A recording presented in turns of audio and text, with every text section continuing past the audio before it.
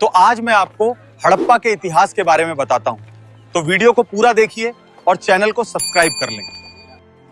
कहानी की शुरुआत किसी आर्कियोलॉजिस्ट से नहीं बल्कि एक भगोड़े से होती है। साल 1826 भारत का पंजाब इलाका जो आज पाकिस्तान में है, एक अंग्रेज सिपाही James Lewis British East India Company की सेना से भाग खड़ा हुआ था। उसे अपनी पहचान छुपानी थी, इसलिए उसने अपना नाम बदलकर चार्ल्स मैसन रख लिया। वह एक बंजारे की तरह घूम रहा था। तभी उसे एक अजीब जगह दिखाई दी। एक वीरान मैदान में ईंटों के बड़े बड़े टीले थे। वहाँ के स्थानीय लोग उन टीलों को भूतों का घर कहते थे। चार्ल्स मैसन ने अपनी डायरी में लिखा कि यहाँ एक विशाल प्राचीन शहर के खंडर हैं। यह जगह सिकंदर महान के समय की लग रही है। मैसन को अंदाजा नहीं था कि वह जिस चीज को देख रहा है वह सिकंदर से भी 2000 साल पुरानी है। वह हड़प्पा के खंडर देख रहा था, लेकिन उस वक्त किसी ने उसकी बात पर ध्यान नहीं दिया। 30 साल बाद 1856 में एक भयानक गलती हुई जिसने इतिहास को लगभग मिटा ही दिया था। अंग्रेज कराची से लाहौर तक रेलवे लाइन बिछा रहे थे। उन्हें पटरियों के नीचे बिछाने के लिए पत्थरों की जरूरत थी। मजदूरों को पास ही में हड़प्पा के खंडर मिले। वहाँ लाखों की तादाद में पक्की ईंटें पड़ी थीं। अंग्रेज इंजीनियरों ने सोचा, वाह, मुफ्त की ईंटें। बिना सोचे समझे उन्होंने हड़प्पा की हजारों साल पुरानी इमारतों को तोड़कर उनकी ईंटें रेलवे लाइन के नीचे बिछा दी। इतिहासकारों का कहना है कि लगभग 160 किलोमीटर लंबी रेलवे लाइन हड़प्पा की ईंटों पर टिकी है। अनजाने में दुनिया की सबसे पुरानी सभ्यता का एक बड़ा हिस्सा ट्रेन के पहियों के नीचे कुचल दिया गया। साल 1920 भारत में पुरातत्व विभाग के director general sir John Marshall थे। उनके साथ 2 भारतीय आर्कियोलॉजिस्ट काम कर रहे थे, दयाराम साहनी और राखाल दास बनर्जी। दयाराम साहनी ने हड़प्पा में खुदाई शुरू की और राखाल दास बनर्जी ने सिंध में एक और टीले को खोदना शुरू किया जिसे स्थानीय लोग मोहनजोदड़ो कहते थे, जिसका सिंधी भाषा में मतलब था मुर्दों का टीला। जैसे जैसे मिट्टी हटती गई, एक ऐसी दुनिया सामने आई जिसने पूरी दुनिया को चौंका दिया। यह कोई मामूली गांव नहीं था, यह एक मेट्रोपॉलिटन सिटी था। सीधी सड़कें जो एक दूसरे को 90 डिग्री पर काटती थीं,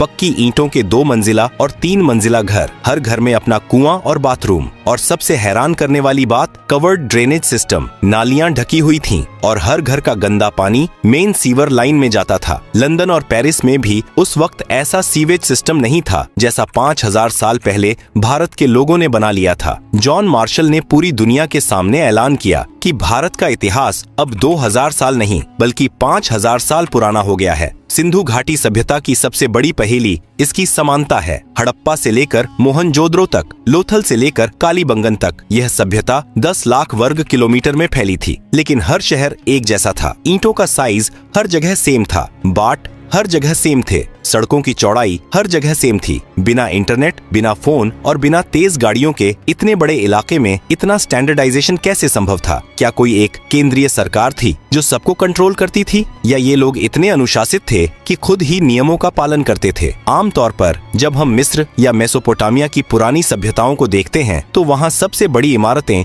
मंदिर या राजाओं के महल होती हैं, लेकिन सिंधु घाटी में ऐसा कुछ नहीं मिला। कोई बहुत बड़ा मंदिर नहीं, कोई बहुत बड़ा महल नहीं, कोई विशाल मूर्ति नहीं। वहाँ जो सबसे बड़ी इमारत मिली वो थी द ग्रेट बाथ, एक विशाल स्विमिंग पूल। इससे पता चलता है कि ये लोग धर्म या राजा को नहीं बल्कि सफाई और आम जनता को ज्यादा महत्व देते थे। यह शायद दुनिया की पहली डेमोक्रेटिक या समतावादी समाज था जहां अमीर और गरीब में ज्यादा फर्क नहीं था। लेकिन हर महान कहानी में एक अंधेरा कोना भी होता है। खुदाई के दौरान मोहनजोदड़ो में आर्कियोलॉजिस्ट्स को कुछ ऐसा मिला जिसने उनके रोंगटे खड़े कर दिए। सड़कों पर और सीढ़ियों पर बिखरे हुए कंकाल। ऐसा लग रहा था जैसे कोई अचानक मौत आई और लोग जहां थे वहीं मर गए। किसी ने भागने की कोशिश नहीं की, किसी को दफनाने का मौका नहीं मिला। इन कंकालों को देखकर एक सवाल खड़ा हुआ, क्या हुआ था उस दिन? क्या कोई बाढ़ आई थी, या कोई महामारी, या फिर जैसा कि कुछ विवादित थ्योरीज कहती हैं, क्या वहाँ कोई महायुद्ध हुआ था जिसे हम महाभारत कहते हैं, या कोई परमाणु विस्फोट? इस सभ्यता की लिपि आज तक पढ़ी नहीं जा सकी है। वो पत्थर जिन पर अजीबोगरीब जानवर और चिन्ह बने हैं वो खामोश हैं। इतिहासकारों के लिए दुनिया का सबसे बड़ा सरदर्द क्या है? मिस्र के पिरामिडों के अंदर लिखी इबारतों को हम पढ़ सकते हैं, मेसोपोटामिया की मिट्टी की तख्तियों को हम पढ़ सकते हैं, लेकिन सिंधु घाटी की लिपि आज भी एक गूंगी पहेली बनी हुई है। खुदाई में हमें हजारों की तादाद में छोटी छोटी मोहरें मिली हैं। ये सेल खड़ी पत्थर की बनी है। इन पर अजीबोगरीब चिन्ह बने हैं, मछली, जार, तीर और आदमी। कुल मिलाकर 400 से ज्यादा चिन्ह मिले हैं। समस्या क्या है? समस्या यह है कि हमें आज तक कोई रोजेटा स्टोन नहीं मिला। सिंधु घाटी के लोगों ने अपनी भाषा का कोई अनुवाद नहीं छोड़ा। कुछ विद्वान कहते हैं कि यह द्रविड़ भाषा की पूर्वज है, कुछ कहते हैं यह संस्कृत से जुड़ी है और कुछ पश्चिमी विद्वान तो यहाँ तक कहते हैं कि यह कोई भाषा है ही नहीं, ये सिर्फ सिंबल्स या लोगो हैं, जैसे आज ट्रैफिक साइन या कंपनी के लोगो होते हैं। हम नहीं जानते कि वे क्या लिख रहे थे, क्या वो भगवान के मंत्र थे या सिर्फ सामान की रसीद। सिंधु घाटी की मोहरों पर सबसे ज्यादा जिस जानवर की तस्वीर मिली है वह शेर या हाथी नहीं है, वह है एक सींग वाला जानवर। हजारों मोहरों पर एक ऐसा जानवर बना है जिसका शरीर बैल जैसा है, लेकिन सिर पर सिर्फ एक लंबा सींग है। उसके सामने एक अजीब सा स्टैंड रखा होता है। सवाल, क्या 5000 साल पहले भारत में यूनिकॉर्न होते थे? जीव विज्ञान कहता है नहीं। तो फिर ये क्या था? शायद यह एक बैल का साइड प्रोफाइल है जहां दूसरा सींग पहले सींग के पीछे छुप गया है, या शायद यह उनका कोई धार्मिक प्रतीक था जैसे आज हम नंदी या गरुड़ को मानते हैं, या शायद यह उस जमाने के सबसे ताकतवर व्यापारी या शासक वर्ग का बैज था। जो भी इस मुहर को दिखाता था उसे वीआईपी ट्रीटमेंट मिलता था। अब चलते हैं गुजरात के लोथल शहर में। 1954 में जब यहाँ खुदाई हुई तो एक विशाल ईंटों का तालाब मिला। पहले लगा यह कोई जलाशय है, लेकिन जब इसकी इंजीनियरिंग को समझा गया तो सबके होश उड़ गए। यह दुनिया का सबसे पुराना डॉकयार्ड था। सिंधु घाटी के लोग हाइड्रोलिक इंजीनियरिंग के उस्ताद थे। उन्होंने समुद्र और साबरमती नदी के पानी को शहर तक लाने के लिए एक नहर बनाई। उन्होंने टाइडल लॉक सिस्टम बनाया था, यानी जब ज्वार आता तो जहाज अंदर आ जाते और जब पानी कम होता तो लकड़ी के दरवाजे बंद कर दिए जाते ताकि जहाज कीचड़ में न फंसे। लोथल से मोहरें मिली हैं जो फारस की खाड़ी और ओमान की हैं। मेसोपोटामिया के राजाओं ने अपने लेखों में लिखा है कि वे मेलुहा नाम के देश से सामान मंगवाते थे। इतिहासकार मानते हैं कि मेलुहा ही सिंधु घाटी सभ्यता का असली नाम था। ये लोग दुनिया के पहले इंटरनेशनल बिजनेसमैन थे जो कारेलियन मनके, हाथी दांत और मोर निर्यात करते थे। मोहनजोदड़ो की खुदाई में 10.5 सेंटीमीटर की एक छोटी सी कांसे की मूर्ति मिली जिसे दुनिया डांसिंग गर्ल कहती है। यह मूर्ति उस जमाने की मनोविज्ञान और फैशन को समझने की खिड़की है। वह लड़की नग्न है, लेकिन उसके एक हाथ में ऊपर से नीचे तक चूड़ियां भरी हुई हैं। उसका एक हाथ कमर पर है और सिर थोड़ा पीछे झुका हुआ है। उसके चेहरे पर एक गजब का आत्मविश्वास है। ब्रिटिश आर्कियोलॉजिस्ट मॉन्टिमर व्हीलर ने कहा था कि इस छोटी सी लड़की के खड़े होने के अंदाज में एक अजीब सी अकड़ है, जैसे वो पूरी दुनिया को जानती हो। इससे पता चलता है कि उस समाज में महिलाओं की स्थिति दबी कुचली नहीं थी। वे कला प्रेमी थे, फैशन जानते थे और धातुओं को पिघलाकर ढालना जानते थे। अगर आप जानना चाहते हैं कि कोई समाज कितना खुशहाल है तो वहाँ के बच्चों के खिलौने देखिए। सिंधु घाटी से हमें हथियारों के नाम पर सिर्फ तांबे के छोटे चाकू या भाले मिले हैं जो शायद शिकार या सब्जी काटने के काम आते थे। वहाँ कोई बड़ी तलवार, ढाल या कवच नहीं मिला, लेकिन वहाँ खिलौनों का भंडार मिला है। मिट्टी की बैलगाड़ियाँ, सिर हिलाने वाले जानवर, सीटी बजाने वाली चिड़िया, पासे और शतरंज जैसे बोर्ड गेम्स। यह एक ऐसा समाज था जो युद्ध पर नहीं बल्कि व्यापार और परिवार पर केंद्रित था। 700 सालों तक उन्होंने बिना किसी बड़ी जंग के शांति से राज किया। यह मानव इतिहास में दुर्लभ है। लेकिन 1920 ईस्वी के आसपास कुछ बदलने लगा। जो लिपि हजारों साल से एक जैसी थी वो गायब होने लगी। बाट और माप का सिस्टम टूटने लगा। लोथल का बंदरगाह सूखने लगा और मोहनजोदड़ो की साफ सुथरी सड़कों पर अवैध निर्माण होने लगे। वह महान अनुशासन, वो केंद्रीय शक्ति जो सबको जोड़े हुए थी, वो बिखर रही थी। और फिर लोग अपने भरे पूरे घरों को छोड़कर जाने लगे। क्या हुआ था? क्या प्रकृति ने बदला लिया था या कोई बाहरी दुश्मन आ गया था?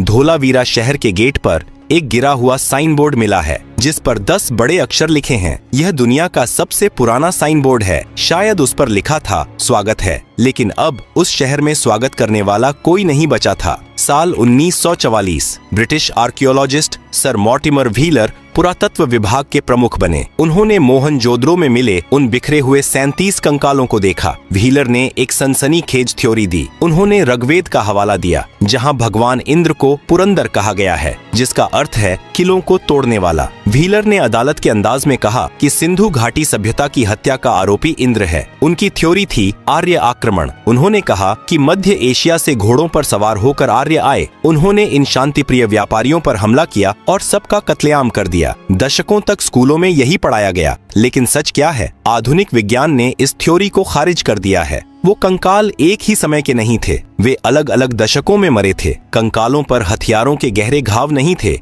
जो किसी बड़े युद्ध की ओर इशारा करते। राखी घड़ी में मिले डीएनए सैंपल से पता चलता है कि यहाँ के लोगों का जीन पूल हजारों सालों से एक जैसा था। कोई अचानक विदेशी बदलाव नहीं आया था। तो अगर युद्ध नहीं हुआ तो वो मरे कैसे? हत्यारा कोई इंसान नहीं, बल्कि जलवायु परिवर्तन था। सिंधु घाटी सभ्यता सिर्फ सिंधु नदी पर नहीं, बल्कि एक और विशाल नदी पर निर्भर थी, घग्गर हकरा नदी, जिसे कई विद्वान पौराणिक सरस्वती नदी मानते हैं। सैटेलाइट इमेजरी और भूवैज्ञानिक बताते हैं कि करीब 2000 बीसी से 1900 बीसी के आसपास हिमालय में बड़े भूकंप आए। इन भूकंपों ने जमीन को ऊपर उठा दिया और नदियों का रास्ता बदल दिया। यमुना नदी, जो पहले सरस्वती में मिलती थी, वह पूरब की तरफ मुड़कर गंगा में मिल गई। सतलज नदी पश्चिम की तरफ मुड़कर सिंधु में मिल गई। परिणाम, वह विशाल सरस्वती नदी, जिसके किनारे हजारों शहर बसे थे, वह सूखने लगी। सोचिए उस मनोवैज्ञानिक डर को, जब आपके शहर का कुआं सूख जाए, फसलें मर जाएं और बारिश होना बंद हो जाए। यह एक धीमी मौत थी। लोग भूखे मरने लगे और बीमारियों ने उन्हें जकड़ लिया। मोहनजोदड़ो के वो कंकाल शायद महामारी के शिकार थे,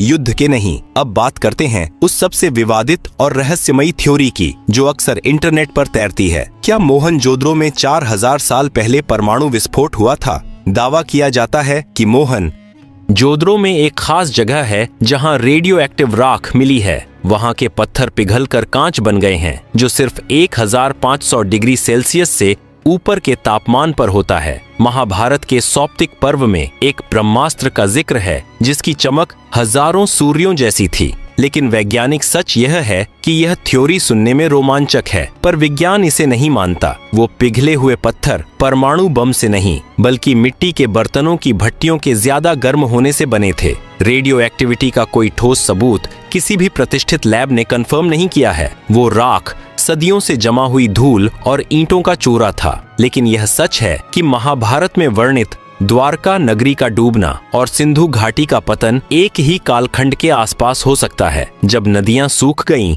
और शहर रहने लायक नहीं बचे, तो लोगों ने क्या किया? उन्होंने पलायन शुरू किया। वे अपने आलीशान पक्के घरों, ड्रेनेज सिस्टम और स्विमिंग पूल को छोड़कर पूरब और दक्षिण की तरफ चल पड़े। वे गंगा यमुना के मैदानों और गुजरात महाराष्ट्र के इलाकों में जाकर बस गए। लेकिन एक त्रासदी हुई। नए इलाकों में संसाधन कम थे, उन्हें वापस गांव की तरफ लौटना पड़ा। अगली कुछ सदियों में लिखना पढ़ना भुला दिया गया। ईंटों के स्टैंडर्ड साइज का ज्ञान खो गया। इंटरनेशनल ट्रेड बंद हो गया। इसे इतिहास में शहरीकरण का अंत कहा जाता है। भारत 1000 साल पीछे चला गया। तो क्या सिंधु घाटी सभ्यता पूरी तरह मर गई? नहीं, शहर मरे थे, लोग नहीं। सिंधु घाटी के लोग कहीं गायब नहीं हुए, वे हम बन गए। आज भी हम जिस तरह नमस्ते करते हैं, जिस तरह मांग में सिंदूर भरते हैं, जिस तरह पीपल के पेड़ की पूजा करते हैं, या जिस तरह अपनी साधी पहनते हैं, यह सब हमें किसी किताब ने नहीं सिखाया। यह हमारे डीएनए में 5000 साल से चला आ रहा है। हड़प्पा की ईंटें टूट गईं, लेकिन उनकी संस्कृति आज भी भारत की आत्मा में सांस ले रही है। लेकिन एक सवाल अभी भी बाकी है। राखी घड़ी की हालिया डीएनए रिपोर्ट ने एक ऐसा खुलासा किया है जिसने आर्य सिद्धांत और भारतीय इतिहास की किताबों को बदलने की चुनौती दे दी है। क्या हम सच में बाहर से आए थे, या हम हमेशा से यहीं थे? हरियाणा का हिसार जिला, यहाँ एक गांव है राखी घड़ी। यह जगह हड़प्पा और मोहनजोदड़ो से भी बड़ी साइट मानी जा रही है। साल 2015 से 16 में यहाँ पुरातत्वविदों ने खुदाई की और उन्हें एक 4500 साल पुराना महिला का कंकाल मिला। वैज्ञानिकों ने इस कंकाल के कान की हड्डी से डीएनए निकाला। यह एक बहुत मुश्किल काम था, लेकिन कामयाबी मिली। 2019 में जब इस डीएनए की रिपोर्ट दुनिया के सामने आई, तो इतिहास की किताबों में भूचाल आ गया। उस महिला के डीएनए में स्टेपी यानी आर्यन जीन का कोई नामो निशान नहीं था। यानी तथाकथित आर्य उस समय वहां मौजूद नहीं थे। उसका डीएनए आज के दक्षिण भारतीय और उत्तर भारतीय दोनों से मेल खाता है। निष्कर्ष यह है कि हम सब, चाहे उत्तर के हों या दक्षिण के, उसी हड़प्पा महिला के वंशज हैं। आर्य और द्रविड़ की लड़ाई शायद राजनीति ने बनाई थी। विज्ञान ने साबित कर दिया कि हड़प्पा के लोग ही आधुनिक भारतीय हैं। हम कहीं बाहर से नहीं आए, हम हमेशा से यहीं थे। अब चलते हैं उत्तर प्रदेश के बागपत जिले में सनौली गांव।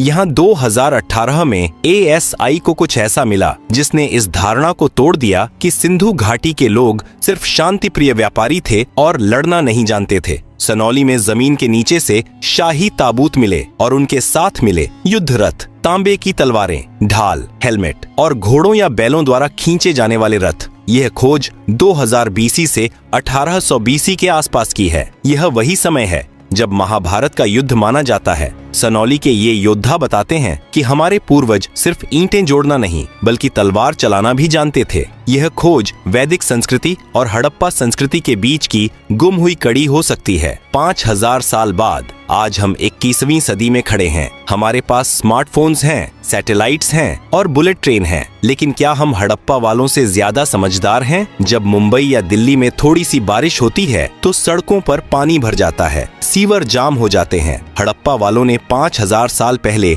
ऐसी नालियां बनाई थीं जो कभी जाम नहीं होती थीं। उन्होंने पानी की एक एक बूंद की कीमत समझी थी। इतिहास की चेतावनी है कि सिंधु घाटी सभ्यता किसी दुश्मन की तलवार से नहीं बल्कि पर्यावरण बदलाव से खत्म हुई थी। उन्होंने नदियों के सूखने और मानसून के बदलने का सामना किया। आज हम उसी मोड़ पर खड़े हैं। ग्लेशियर्स पिघल रहे हैं, मौसम बदल रहा है। हड़प्पा के खंडर हमें चीख चीख कर कह रहे हैं कि अगर तुम प्रकृति के साथ नहीं चलोगे तो तुम्हारे बड़े बड़े शहर भी एक दिन मुर्दों का टीला बन जाएंगे। कहानी के अंत में आइए एक नजर अपने आप पर डालें। जब आप सुबह उठकर नहाते हैं, जब आप हाथ जोड़कर नमस्ते करते हैं, जब एक भारतीय महिला अपनी मांग में सिंदूर भरती है, जब हम पीपल के पेड़ या नंदी की पूजा करते हैं, यहाँ तक कि जिस शतरंज को हम खेलते हैं, यह सब हमें हड़प्पा सभ्यता ने दिया है। सभ्यताएं मरती नहीं हैं, वे बस अपना रूप बदल लेती हैं। सिंधु घाटी सभ्यता की ईंटें भले ही रेलवे लाइन के नीचे दब गई हों, लेकिन उसकी आत्मा आज भी 140 करोड़ भारतीयों के दिल में धड़क रही है। 1826 में चार्ल्स मैसन ने जिसे सिकंदर का समय समझा था, वह असल में हमारी अपनी कहानी थी। एक ऐसी कहानी जो कभी खत्म नहीं हुई। हम ही हड़प्पा हैं, हम ही मोहनजोदड़ो हैं।